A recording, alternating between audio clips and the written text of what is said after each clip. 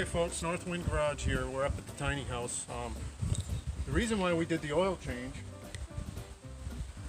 on the 10 horsepower Coleman generator, 6250 watt, was to do this. We were gonna try and experiment with this. Here, walk over here, I'll show you.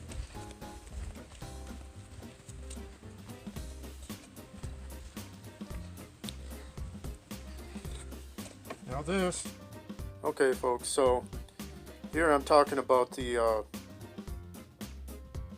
chainsaw mill attachment that I built, and it goes on a 2x4, and the 2x4 that I picked up this particular day happened to be a little bit wider than 3.5 inches, a standard 2x4 size, so I needed to plane it down with electric hand plane, and I left it at the house. And it was thundering off in the distance, and we were about to get rained out, and as you can see, it's binding up on there, and I needed that plane to make this whole video work out and to get some work done. Okay folks, Brian here from Northwind Garage. I built this sawmill attachment years ago, and it's just a couple.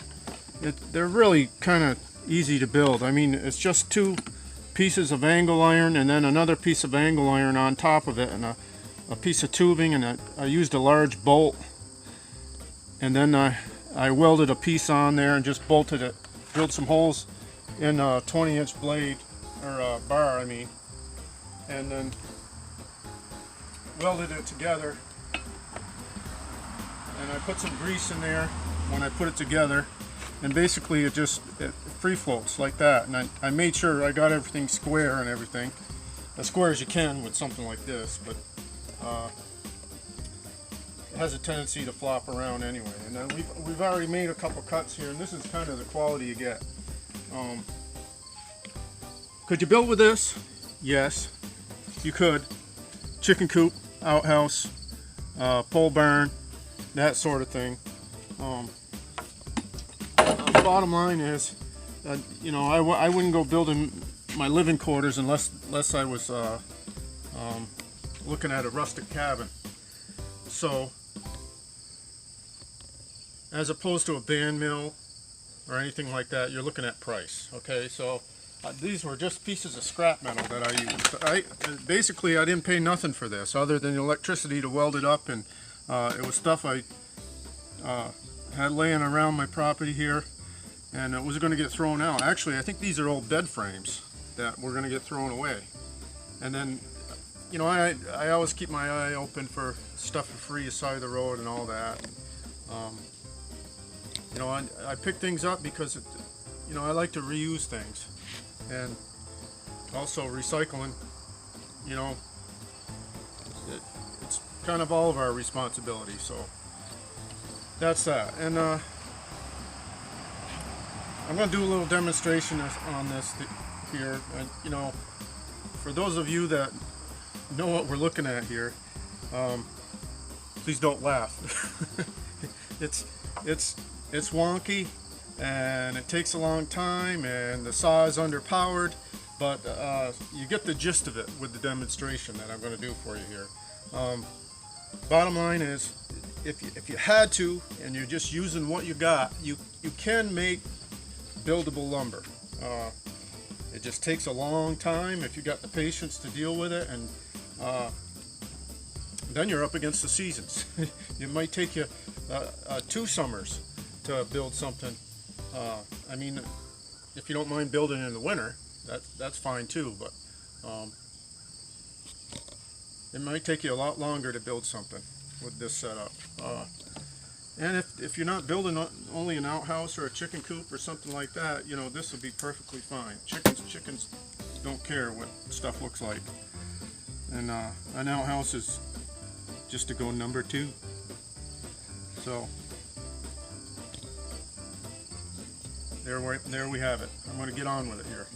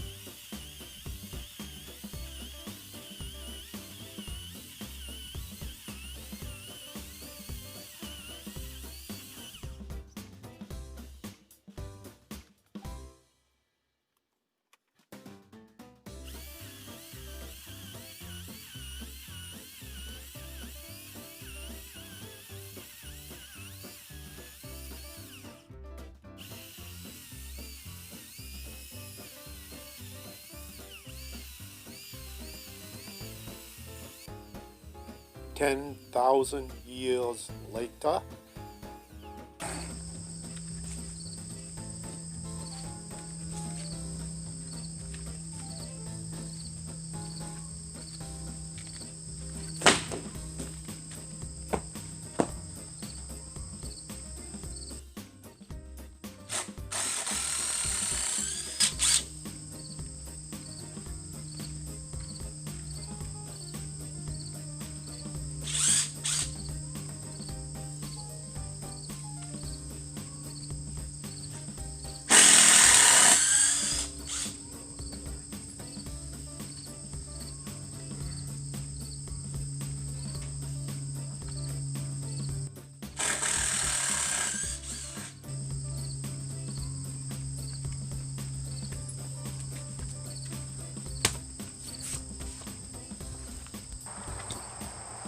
Okay folks, I wish we had smell-o-vision, because there's nothing more satisfying than sawing your own lumber. No matter how you do it.